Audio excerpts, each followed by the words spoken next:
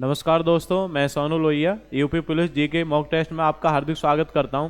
आप जुड़ेंगे मेरे साथ और देखेंगे जो आज का मॉक टेस्ट है तो उसे आप मेरे साथ मिल करके हल करने का प्रयास करेंगे। तो देखते हैं आज का जो आपका मॉक टेस्ट है उसमें जो आपके जीएस से संबंधित महत्वपूर्ण प्रश्न है तो उनको देखेंगे और आप मेरे साथ उन्हें मिल करके हल करने का प्रयास करेंगे। तो आप जुड़ेंगे मेरे साथ और देखें जो आपका प्रथम क्वेश्चन है वो आपके सामने है स्क्रीन पर। तो इसमें आप देख रहे हैं पहला क्वेश्चन जो आपके सामने है, क्वेश्चन है निम्नलिखित में से कौन सी खनिज केरल के मोनोजाइट रेत में पाई जाती है। चार ऑप्शन आपके सामने है, यूरेनियम, थोरियम, ताम्र या पेट्रोलियम। बताएंगे, सभी कमेंट करके बताएंगे। केरल के मोनोजाइट रेत में कौन सा आपका खनिज पाया जाता है। पढ़ा होगा आपने कौन सा खनिज मिलता है। खनिज का नाम क्या है? खनिज का नाम आप याद रखेंगे, क्या नाम है आपका? थोरियम। क्या नाम है खनिज का? थोरियम। क्लियर हो गया, खनिज का नाम क्या है? थोरियम। आगे बढ़ते हैं, नेक्स्ट क्वेश्चन देखेंगे। नेक्स्ट क्वेश्चन आपका क्या है? नेक्स्ट क्वेश्चन को देखते हैं। बेरी बेरी का क्या कारण होता है? बेरी बेरी विटामिन डी की कमी से होता है, विटामिन ए की कमी से होता है, विटामिन B1 की कमी से होता है, कैल्शियम की कमी से होता है। बताएंगे बेरी बेरी रोग। तो बेरी बेरी रोग आपने पढ़ा है, पहले मॉक टेस्ट में आपको बताया, दोबारा से आपके सामने बेरी बेरी रोग। तो आपने पढ़ा होगा विटामिन डी की कमी से कैल्शियम। आपने पढ़ा होगा कौन सा रोग होता है? विटामिन डी की कमी से होता है सूखा रोग, सूखा रोग होता है। विटामिन ए की कमी से कौन सा रोग होता है? विटामिन ए की कमी से होता है रतौंधी रोग। और विटामिन B1 की कमी से या थायमीन की कमी से कौन सा रोग होता है? रोग होता है आपका बेरी बेरी रोग। कौन सा रोग होता है? बेरी बेरी रोग होता है। क्लियर हो गया, कौन सा रोग होता है? बेरी बेरी रोग होता है। ये इसलिए तो बेरी बेरी रोग अगर आपसे पूछ रहा है किसकी कमी से होगा, विटामिन B1 की कमी से आपका कौन सा रोग होगा? बेरी बेरी रोग। और हड्डी किसके कारण आपकी कमजोर होती है? हड्डी कमजोर, तो हड्डी कमजोर हो जाती हैं तो कौन सा आपका? कैल्शियम की कमी से। किसकी कमी से? कैल्शियम की कमी से। आगे बढ़ते हैं, नेक्स्ट क्वेश्चन देखते हैं। नेक्स्ट क्वेश्चन आपका क्या है? सूची फर्स्ट को सूची सेकंड से सम्मिलित करना है। एक तरफ आपकी क्या है? किताब या पुस्तक है और एक तरफ कौन है? उनके राइटर हैं। तो आपको बताना है कि इनके राइटर कौन है। जैसे पूछा है कादम्बरी का राइटर कौन है, कामायनी का कौन है, द गाइड का कौन है, गोदान का कौन है। इनमें से आप बताएंगे कमेंट करके। तो कादम्बरी आपने पढ़ा होगा, कादम्बरी, हर्षचरित, कादम्बरी और चंडी शतक, ये तीनों पुस्तक। हर्षवर्धन का दरबारी कवि कौन है? बाण भट्ट। बाण भट्ट के द्वारा ये तीनों पुस्तक लिखी हैं। तो इसमें से एक यहाँ पे पूछिए कादम्बरी। तो कादम्बरी का राइटर कौन हो जाएगा? कादम्बरी का राइटर हो जाएगा आपका कौन है? बाण भट्ट। कौन है? बाण भट्ट। कामायनी आपने पढ़ा होगा, कामायनी, कामायनी के राइटर कौन है? कामायनी के राइटर है जयशंकर प्रसाद। कौन है राइटर कामायनी का? जयशंकर प्रसाद। आपसे पूछा गया जी द गाइड, द गाइड का राइटर कौन है? द गाइड का राइटर आपका R.K. नारायण। कौन है? R.K. नारायण। और उसके बाद आप याद रखेंगे नेक्स्ट क्या है? गोदान। गोदान का राइटर कौन है? गोदान का राइटर कौन है? मुंशी प्रेमचंद। क्लियर हो गया, एक बार पुनः देख लें। कादम्बरी अगर पूछे तो कौन है? कादम्बरी का बाण Bhatt, Kamayani Jaishankar Prasad, the guide R.K. Narayan और गोदान का कौन हो जाएगा? मुंशी प्रेमचंद। क्लियर हो गया, मुंशी प्रेमचंद जी। आगे बढ़ते हैं, नेक्स्ट क्वेश्चन देखते हैं। नेक्स्ट क्वेश्चन क्या है? नेक्स्ट है SMT का विस्तार रूप क्या है। तो SMTP की फुल फॉर्म आपको बतानी है कि निम्न में से SMTP किससे मिलकर के आपका बनेगा? Simple mail transfer protocol, structured mail transfer protocol, simple message transmission protocol या सिंपल मैसेज ट्रूंकेटेड प्रोटोकॉल। तो आपको बताना है कि निम्न में से आपका क्या बनेगा? SMTP का विस्तारित रूप। SMTP, तो SMTP आप याद रखें, SMTP किसको बोलते हैं? Simple mail transfer protocol. तो इसे किस नाम से जाना जाता है? SMTP के नाम से जाना जाता है। क्लियर हो गया जी। आगे बढ़ते हैं, नेक्स्ट क्वेश्चन देखेंगे। नेक्स्ट, चिल्का झील क्षेत्र किस डेल्टा के मध्य स्थित है? चिल्का झील, चार ऑप्शन है आपके सामने। अच्छा क्वेश्चन है। चिल्का झील आपने पढ़ा है कृष्णा एवं कावेरी, गंगा एवं महानदी, गोदावरी एवं कृष्णा, महानदी एवं गोदावरी। आपको बताना है कि चिल्का झील क्षेत्र किस डेल्टा के मध्य स्थित है। बताएंगे, इसमें से कमेंट करके बताएं सभी। चिल्का झील क्षेत्र, चिल्का झील क्षेत्र आपने पढ़ा होगा, चिल्का झील क्षेत्र। तो चिल्का झील क्षेत्र आपको बताना है किस डेल्टा के किनारे स्थित है। चिल्का झील क्षेत्र किस डेल्टा के किनारे स्थित है? चिल्का झील, तो चिल्का झील आप पढ़ते हैं। चिल्का झील जो आपका क्षेत्र है, चिल्का झील क्षेत्र, जैसे चिल्का झील है तो चिल्का झील आपको कहाँ मिलेगी? चिल्का झील मिलेगी आपकी उड़ीसा में। कहाँ पे मिलेगी? उड़ीसा में। तो उड़ीसा से तो एक नदी आपकी होकर के जाती है, इस नदी का नाम क्या है? महानदी। क्या नाम है? महानदी। और नीचे जो आपका राज्य है उड़ीसा के जस्ट नीचे, ये राज्य कौन है? राज्य कौन सा है? आंध्र प्रदेश। कौन सा राज्य? आंध्र प्रदेश। तो आंध्र प्रदेश से एक नदी होकर के गुजरती है और इस नदी का नाम क्या है? गोदावरी। त्र्यंबकेश्वर नासिक महाराष्ट्र से निकलती है। तो आपको याद रखना है इन दोनों के बीच में आपका डेल्टा वाला जो क्षेत्र है यहाँ पर स्थित है। और झील का नाम क्या है? झील का नाम क्या है? आपने पढ़ा है चिल्का झील। क्या नाम है? चिल्का झील। तो चिल्का झील आप याद रखेंगे, एक नदी गोदावरी है और एक कौन सी आपकी? महानदी। उड़ीसा का शोक किसे बोलते हैं? महानदी। बूढ़ी गंगा किसे बोला जाता है? गोदावरी। गोदावरी कहाँ से निकलती है? त्र्यंबकेश्वर नासिक महाराष्ट्र से निकलती है। महानदी आपने पढ़ा होगा रायपुर छत्तीसगढ़ से निकलती है। और उड़ीसा का शोक कौन सी नदी है? महानदी। तो ये आपका याद रखेंगे, महानदी और कौन हो जाएगा? महानदी और कौन हो जाएगा? गोदावरी। आपसे पूछा जाए भारत की प्रथम रामसर साइट, भारत की प्रथम रामसर साइट, तो याद रखेंगे भारत की प्रथम रामसर साइट। प्रथम रामसर साइट कौन है? चिल्का झील। और इसे कब घोषित किया गया? 1981 में। 1981 में। और चिल्का झील कहाँ पर स्थित है? चिल्का झील स्थित है आपका उड़ीसा में। क्लियर हो गया? आगे बढ़ते हैं, नेक्स्ट क्वेश्चन देखते हैं।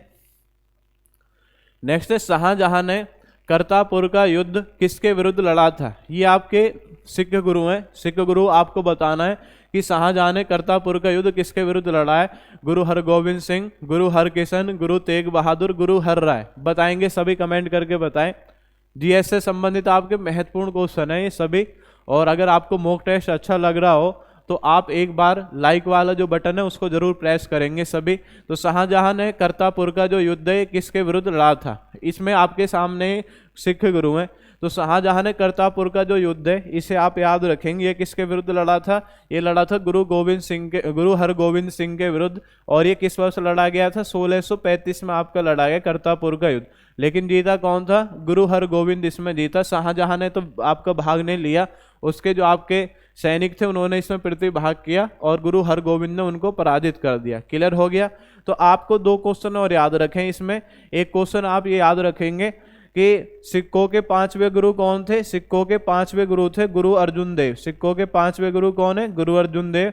गुरु अर्जुन देव को किसने फांसी लगवा दी थी? गुरु अर्जुन देव की हत्या किसने करवा दी थी? याद रखेंगे, किसने करवाई? जहांगीर ने। और सिखों के 9वें गुरु कौन है? तेग बहादुर। तेग बहादुर की हत्या किसने करवा दी थी? तेग बहादुर की हत्या किसने करवा दी थी? औरंगजेब ने। ये दोनों क्वेश्चन बहुत आते हैं, औरंगजेब ने। और इसमें याद रखेंगे जहांगीर ने अर्जुन देव की हत्या करवाई, तेग बहादुर की हत्या। ये कौन से गुरु हैं? 9वें गुरु हैं। और आपसे पूछा जाए 5वें कौन है? 5वें गुरु कौन है? अर्जुन देव। तो अर्जुन देव, जहांगीर याद रखेंगे और तेग बहादुर याद रखेंगे, औरंगजेब। क्लियर हो गया? आगे बढ़ते हैं, नेक्स्ट क्वेश्चन देखते हैं। किस संघ शासित क्षेत्र में ओंग प्रजाति के लोग रहते हैं? बताएंगे सभी, कमेंट करके बताएं। अंडमान निकोबार द्वीप समूह, दमन एवं दीव, दादर नगर हवेली या लक्षद्वीप? ओंग बताएंगे, ओंग। तो ओंग कहाँ पे निवास करते हैं? ओंग आपने पढ़ा होगा, ओंग पढ़े होंगे आपने। एक आपने पढ़े होंगे सोमपेन, एक आपने पढ़ा होगा जारवा और एक आपने पढ़ा होगा सेंटेनेलीज। ये 4 प्रमुख आपकी जनजाति हैं। सेंटेनेलीज, ये 4 प्रमुख आपके जनजाति हैं। ये आपकी कहाँ पे निवास करती हैं? आपने पढ़ा है सभी, ओंगे, जारवा, सेंटेनेलीज, ये 4 आपके जनजाति ये कहाँ पे निवास करती हैं? तो आप पढ़ा होगा। इसमें आंसर क्या है? अंडमान निकोबार। क्या आंसर है? अंडमान निकोबार में ये आपकी 4 जनजाति निवास करती हैं। तो आंसर क्या हो जाएगा? आंसर है अंडमान निकोबार द्वीप समूह। आगे बढ़ते हैं जी। नेक्स्ट है, इलेक्ट्रॉन की खोज का श्रेय किसे जाता है? इलेक्ट्रॉन, प्रोटॉन और न्यूट्रॉन, ये इन तीनों को याद रखेंगे, आसान से क्वेश्चन है। एक क्या है? एक तो क्या है आपका इलेक्ट्रॉन है, इलेक्ट्रॉन। एक क्या है आपका? एक प्रोटॉन है। और एक क्या है? एक आपका न्यूट्रॉन है। ये आपको बताने हैं जी, इलेक्ट्रॉन, प्रोटॉन और क्या है? न्यूट्रॉन। इलेक्ट्रॉन आपसे पूछा जाए, इलेक्ट्रॉन की जो खोज है तो आपने पढ़ा होगा, सब पढ़ते आ रहे हैं, ईंट पर नाच। तो ईंट से क्या बन जाएगा? ए से बन जाएगा इलेक्ट्रॉन। टी से क्या बन जाएगा? टी से बन जाएगा आपका थॉम्पसन। नाच से क्या बन जाएगा? पर से बन जाएगा प्रोटॉन। और रे से क्या बन जाएगा? रदरफोर्ड। प्रोटॉन के खोजकर्ता कौन है? रदरफोर्ड। नाच से यानी एन से बन जाएगा न्यूट्रॉन। और चे से क्या बन जाएगा? चैडविक। क्या बन जाएगा आपका? चैडविक। तो याद रखेंगे थॉम्पसन, रदरफोर्ड और कौन है आपका चैडविक। ये आप याद रखेंगे, इलेक्ट्रॉन, प्रोटॉन और न्यूट्रॉन। जी, तो इसमें आप याद रखेंगे इलेक्ट्रॉन की खोज का श्रेय किसे जाता है, जे थॉम्पसन। कौन है, जे थॉम्पसन। आगे बढ़ते हैं, नेक्स्ट क्वेश्चन देखते हैं। डेटाबेस तालिका में जानकारी की श्रेणी क्या कहलाती है, ट्यूपल कहलाती है। कंप्यूटर से जुड़ा हुआ आपका क्वेश्चन है, रिकॉर्ड, फील्ड या एट्रीब्यूट, इनमें से आप बताएंगे डेटाबेस तालिका में जानकारी की श्रेणी क्या कहलाती है। तो इसे आप याद रखेंगे, डेटाबेस तालिका की जो जानकारी है वो क्या कहलाती है आपकी, वो कहलाती है आपके फील्ड। क्या कहलाती है, फील्ड। क्लियर हो गया। आगे बढ़ते हैं, नेक्स्ट क्वेश्चन देखते हैं। नेक्स्ट, निम्नलिखित में से कौन सा कथन गलत है। आपको बताना है कि इनमें आपका कौन सा कथन असत्य है, गलत है। अनंत के दौरान दिन और रात असमान होते हैं, ये आपको बताना है। खाड़ी समुद्र का वह बड़ा क्षेत्र होता है जो आंशिक रूप से जमीन द्वारा घिरा हुआ होता है, वह स्थान होता है जहां समुद्री जहाज खड़े होते हैं। ऑप्शन 3 हार्बर, समुद्र। और ऑप्शन 4 है लघु ज्वार भाटा चंद्रमा और सूर्य के एक साथ एक दिशा में गुरुत्वाकर्षणीय खिंचाव के कारण उत्पन्न होता है। लघु ज्वार भाटा चंद्रमा और सूर्य के एक साथ एक दिशा में गुरुत्वाकर्षणीय खिंचाव के कारण उत्पन्न होता है। यही यहाँ पे आपका गलत है। ये ऑप्शन सी यहाँ पे थोड़ा सा गलत दिखाई दे रहा है। आपको ये 3 पढ़ने, ठीक है, ये आपका पूरा नहीं लिखा हुआ है यहाँ पे। तो एक ये है, एक ये है और एक ये है। अब इनमें से आपको बताना है कौन सा गलत। लघु ज्वार भाटा चंद्रमा और सूर्य के एक साथ एक दिशा में गुरुत्वाकर्षण खिंचाव के कारण उत्पन्न होता है, गलत है। लघु नहीं बनेगा, जब क्या बनेगा, जब एक साथ आपके लगाएंगे तो उस समय क्या बनेगा, उच्च ज्वार बनेगा। क्या बनेगा, उच्च ज्वार बनेगा आपका। एक साथ जब आपके बल लगाएंगे तो क्या बनेगा, उच्च ज्वार। जबकि यहाँ पे क्या दे रखा है, लघु ज्वार, तो ये गलत है आपका। आपने पढ़ा है जो समुद्र का जल है, समुद्र का जल, समुद्र का जल का ऊपर उठने की क्रिया क्या कहलाती है, ज्वार, और नीचे गिरने की क्रिया क्या कहलाती है आपकी, भाटा कहलाती है। समुद्र का जल ऊपर उठेगा ज्वार, नीचे गिरेगा आपका भाटा। और आपसे पूछा जाए विश्व में सबसे ऊंचे ज्वार कहाँ पे आते हैं, तो इसे याद रखेंगे न्यू ब्रंसविक तट। न्यू ब्रंसविक तट कहाँ पर है, न्यू ब्रंसविक तट आपका कहाँ पर है, कनाडा देश में। और भारत में अगर आपसे पूछा जाए कि भारत में सबसे ऊंचे ज्वार कहाँ पे आते हैं, भारत में सबसे ऊंचे ज्वार भाट आते हैं ओखा तट। और ओखा तट कहाँ पर है, ओखा तट आपका गुजरात में। ऐसा कौन सा स्थान है जहाँ पे, क्योंकि 24 घंटे में आपके 2 बार ज्वार आएगा, 2 बार भाटा, क्योंकि 12 घंटे का आपका अंतराल रहता है, लेकिन 26 मिनट की देरी से आता है। तो ऐसा कौन सा स्थान है जहाँ पे 4 बार ज्वार भाटा आता है, तो यह स्थान है साउथहैम्पटन। और साउथहैम्पटन कहाँ पर है, इंग्लैंड में, क्योंकि यहाँ 2 बार उत्तरी सागर से आता है और 2 बार इंग्लिश चैनल से, इसलिए यहाँ पे 4 बार आपको दर्शा देता है। ये आपके ज्वार भाटा से संबंधित क्वेश्चन है, इनको भी आप याद रखेंगे। क्लियर हो गया। तो इसमें चौथा जो ऑप्शन है आपका ये गलत है। नेक्स्ट है वायु में ऑक्सीजन की मात्रा या गैसों के विश्लेषण मापन हेतु प्रयुक्त उपकरण कौन सा है। ऑडियोमीटर है, ईयूडियोमीटर है, ग्लूकोमीटर है या फेदोमीटर है। इनमें से आप बताएंगे कि वायु में ऑक्सीजन की मात्रा गैसों के विश्लेषण मापन हेतु किसे प्रयोग में लाया जाता है। बताएंगे, सभी कमेंट करके बताएंगे किससे प्रयोग में लाया जाता है। जी बताएं कमेंट करके। तो इसमें कौन सा ऑप्शन सही होगा, ऑप्शन बी सही होगा। ऑप्शन बी में क्या है, ईयूडियोमीटर। क्या है ऑप्शन बी में, ईयूडियोमीटर। तो इसके माध्यम से हम इसका प्रयोग करते हैं और इसे मापन करते हैं। नेक्स्ट है अंतर्राष्ट्रीय ओलंपिक कमेटी का मुख्यालय निम्नलिखित में से किस शहर में स्थित है। ज्यूरिख स्विट्जरलैंड में है, लुसाने स्विट्जरलैंड में, जिनेवा स्विट्जरलैंड में, या इनमें से कोई नहीं। आप पढ़ते हैं इंटरनेशनल ओलंपिक कमेटी या अंतर्राष्ट्रीय ओलंपिक कमेटी, या शॉर्ट में बोल देते हो आप IOC, इंटरनेशनल ओलंपिक कमेटी। आपने पढ़ा होगा इसकी स्थापना किस वर्ष हुई थी। स्थापना आप पढ़ते हैं, इसकी स्थापना हुई थी 1894। और आप पढ़ते हैं जी मुख्यालय कहाँ पर है। मुख्यालय आपने पढ़ा है, इसका हेडक्वार्टर कहाँ पर है, लुसाने में स्थित है। और लुसाने कहाँ पड़ता है, लुसाने पड़ता है स्विट्जरलैंड में। और स्विट्जरलैंड की अगर कैपिटल पूछे, कैपिटल क्या है, बर्न। जेनेवा मत करना, क्या है आपका स्विट्जरलैंड की कैपिटल, बर्न। उसके बाद जो आप पढ़ते हैं IOC का कार्य क्या होता है, प्रत्येक 4 वर्ष के अंतराल पर क्या होना है, ओलंपिक गेम का आयोजन कराना है। तो आपने पढ़ा होगा प्रथम ओलंपिक गेम क्या है, प्रथम क्या है, प्रथम ओलंपिक गेम। प्रथम ओलंपिक गेम का आयोजन कहाँ पे किया गया, प्रथम ओलंपिक गेम का आयोजन आप पढ़ते हैं 1896 में, और ये कहाँ पे हुए थे? एथेंस में। एथेंस किसकी कैपिटल है? यूनान की कैपिटल क्या है? एथेंस। तो यहाँ पे आपके प्रथम ओलंपिक गेम का आयोजन किया गया। उसके बाद आपसे पूछे इसी में ओलंपिक में भारत की ओर से प्रतिभाग करने वाला खिलाड़ी कौन है? तो 1900 ईस्वी में ये कहाँ पे हुए थे? पेरिस में। तो यहाँ से आपका प्रतिभाग करने वाला जो खिलाड़ी था ये एंग्लो इंडियन था, इसका नाम क्या था? Norman E Pritchard. तो भारत की तरफ से प्रतिभाग करने वाला प्रथम खिलाड़ी किसे माना जाता है? Norman E प्रिजार्ड। 1900 के ओलंपिक में इसने प्रतिभाग किया। आपसे पूछे पदक प्राप्त करने वाला प्रथम भारतीय खिलाड़ी, पदक प्राप्त करने वाला, तो पदक प्राप्त करने वाला प्रथम भारतीय खिलाड़ी कौन है? तो याद रखेंगे केडी जाधव। कौन है? केडी जाधव। केडी जाधव ने कब? 1952 के कहाँ पे हुए थे? 1952 के हुए हेलीसिंकी में। हेलीसिंकी में आपके हुए 1952 में। और यहाँ पे क्या है? इन्होंने कुश्ती में कौन सा पदक जीता था? कांस्य पदक इन्होंने प्राप्त किया था। कौन सा पदक प्राप्त किया था? कांस्य पदक। तो आपको याद रखना है कि पदक प्राप्त करने वाला प्रथम भारतीय खिलाड़ी कौन है? केडी जाधव। 1952 हेलीसिंकी ओपन में कुश्ती में कांस्य पदक जीता। और आपसे पूछा जाए प्रथम महिला, अगर आपसे पूछे प्रथम महिला कौन है, तो प्रथम महिला आप याद रखेंगे प्रथम भारतीय महिला कौन है? कर्णम मल्लेश्वरी। कर्णम मल्लेश्वरी प्रथम भारतीय महिला कर्णम मल्लेश्वरी। इन्होंने क्या है 2000 के सिडनी में ओलंपिक हुए, सिडनी। और यहाँ पे क्या है? वेट लिफ्टिंग या भारोत्तोलन आप बोलते हैं। वेट लिफ्टिंग में क्या कौन सा पदक जीता था? वेट लिफ्टिंग में इन्होंने जीता था कांस्य पदक। कौन सा पदक जीता आपका? कांस्य पदक इन्होंने प्राप्त किया। और आपसे पूछा जाए प्रथम भारतीय खिलाड़ी जिसने स्वर्ण पदक जीता है, तो एकमात्र आपके भारतीय खिलाड़ी हैं और इनका नाम क्या है? इनका नाम है अभिनव बिंद्रा एकमात्र भारतीय खिलाड़ी हैं। इन्होंने 2008 के कहाँ पर हुए थे? 2008 के हुए थे बीजिंग में। तो बीजिंग में इन्होंने शूटिंग में आपका कौन सा पदक जीता था? स्वर्ण पदक इन्होंने प्राप्त किया था। तो कम से कम इतना जरूर आपको याद होना चाहिए ओलंपिक से संबंधित। एक बार मैं पुनः इसको रिपीट करा देता हूँ। आपसे पूछे आईओसी की स्थापना किस वर्ष हुई? 1894। हेडक्वार्टर कहाँ पर है?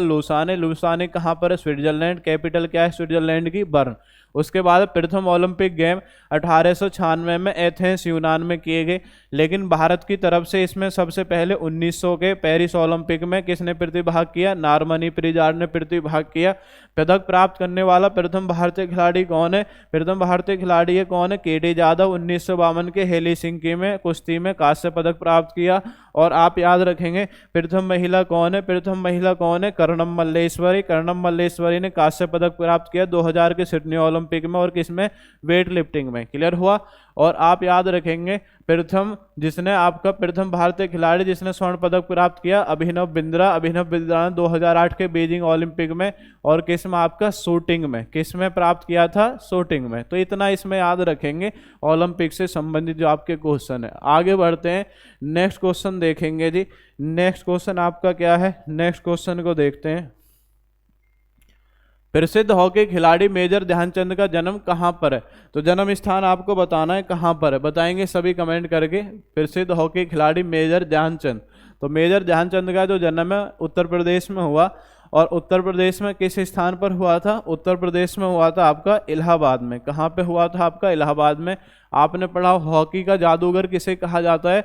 मेजर ध्यानचंद को कहा जाता है। और भारत में खेल के क्षेत्र में दिए जाने वाला जो सर्वोच्च पुरस्कार है वो किसके नाम पर है? मेजर ध्यानचंद के नाम पर आपका प्रसिद्ध है। और ये भी आपसे पूछा जाए गोल किसकी आत्मकथा है? गोल किसकी आत्मकथा है? मेजर ध्यानचंद की आत्मकथा का नाम क्या है? गोल। आगे बढ़ते हैं, नेक्स्ट क्वेश्चन देखते हैं।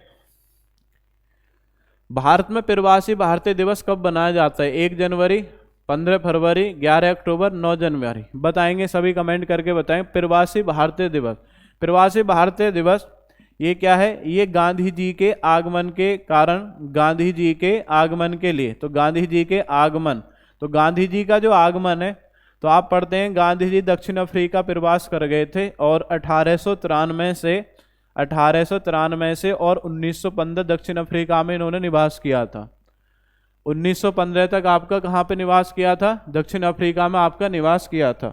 उसके बाद आप याद रखेंगे इसी में यहाँ पे जो 1915 में कब? 9 जनवरी 1915 में गांधी जी क्या है स्थायी रूप से भारत में रहने के लिए यहाँ पे आए थे। और ये जो 9 जनवरी वाली आपकी डेट है, इसी को हम प्रवासी भारतीय दिवस के रूप में बनाते हैं। और इसको बनाने की शुरुआत हमने कब की थी? इसको बनाने की शुरुआत की थी हमने 2003 में। इसको बनाने की शुरुआत की 2003 में। इसकी बनाने की शुरुआत किसने की? अटल बिहारी वाजपेयी। अटल बिहारी वाजपेयी ने पहला आपका प्रवासी भारतीय सम्मेलन या प्रवासी भारतीय दिवस आपका सेलिब्रेट किया 9 जनवरी 2003 में। क्लियर हो गया? अटल बिहारी वाजपेयी के माध्यम से शुरू किया। गांधी जी के दक्षिण अफ्रीका के आगमन के कारण आपका बनाया जाता है। ये आपका क्लियर हो गया। तो ये याद रखेंगे प्रवासी भारतीय दिवस। तो प्रवासी भारतीय दिवस आपका कब बनाया जाता है? ये बनाया जाता है आपका 9 जनवरी को। कब बनाया जाता है? 9 जनवरी। क्लियर हो गया? कब बनाते हैं? 9 जनवरी। नेक्स्ट है हल्दी घाटी का युद्ध सन 1576 में किसके बीच लड़ा गया था? इसमें ऑप्शन है आपका शेर शाह हुमायूं, महाराणा प्रताप अकबर, मोहम्मद गौरी पृथ्वीराज चौहान, बाबर और इब्राहिम लोदी। बताएंगे इसमें से कमेंट करके कौन सा सही होगा। हल्दी घाटी का युद्ध 1576 में किसके बीच लड़ा गया था? बताएं सभी कमेंट करके। हल्दी घाटी का युद्ध, तो हल्दी घाटी का युद्ध आपने पढ़ा होगा, ये किस वर्ष लड़ा गया? आपका 1576 में लड़ा गया। तो हल्दी घाटी का युद्ध, मेवाड़ का शासक कौन है? मेवाड़ का शासक है महाराणा प्रताप। मेवाड़ का शासक कौन है? मेवाड़ का शासक कौन है? महाराणा प्रताप। महाराणा प्रताप। और दूसरी तरफ आपका कौन था? दूसरी तरफ अकबर का सेनापति है। अकबर का सेनापति कौन है? अकबर का सेनापति है मान सिंह। अकबर का सेनापति कौन है? अकबर का सेनापति मान सिंह। तो ये आपका इन दोनों के मध्य युद्ध हुआ, महाराणा प्रताप और मेन रूप से कौन है? आपका मान सिंह। इन दोनों के मध्य युद्ध हुआ। हल्दी घाटी का युद्ध का मैदान आपका राजस्थान में स्थित है और मान सिंह और महाराणा प्रताप के बीच युद्ध हुआ। मान सिंह इसमें विजयी रहा, लेकिन मान सिंह इसमें ऑप्शन में नहीं है। तो फिर आप क्या करेंगे? फिर आप करेंगे महाराणा प्रताप और अकबर। महाराणा प्रताप और दूसरा कौन है? दूसरा मुगल वंश का शासक कौन है? अकबर। तो इनके मध्य कौन सा युद्ध लड़ा गया है? युद्ध लड़ा गया आपका हल्दी घाटी का युद्ध 1576 में। और हल्दी घाटी के युद्ध का मैदान कौन से राज्य में स्थित है? ये भी आप याद रखेंगे। राज्य का नाम क्या है? राजस्थान। जी, आगे बढ़ते हैं, नेक्स्ट क्वेश्चन देखते हैं। भारत के संविधान के किस अनुच्छेद के अंतर्गत हिंदी को शासकीय भाषा घोषित किया गया है? तो हिंदी आपको बतानी है कि शासकीय भाषा है, राजकीय भाषा आप कहेंगे, ठीक है, राजकीय भाषा। तो राजकीय भाषा घोषित किया गया है हिंदी। हिंदी आप पढ़ते हैं हिंदी, तो हिंदी आपने पढ़ा होगा। हिंदी को हमने कब स्वीकार किया था राजकीय भाषा के रूप में? 14 सितंबर 1949 को स्वीकार किया था। और इसी कारण प्रत्येक वर्ष राष्ट्रीय हिंदी दिवस आपका कब बनाया जाता है? राष्ट्रीय हिंदी दिवस। तो राष्ट्रीय हिंदी दिवस आप कब बनाते हैं? ये बनाते हैं आप 14 सितंबर को। कब बनाते हैं राष्ट्रीय हिंदी दिवस? 14 सितंबर को बनाते हैं राष्ट्रीय हिंदी दिवस। आपसे पूछा जाएगा विश्व हिंदी दिवस।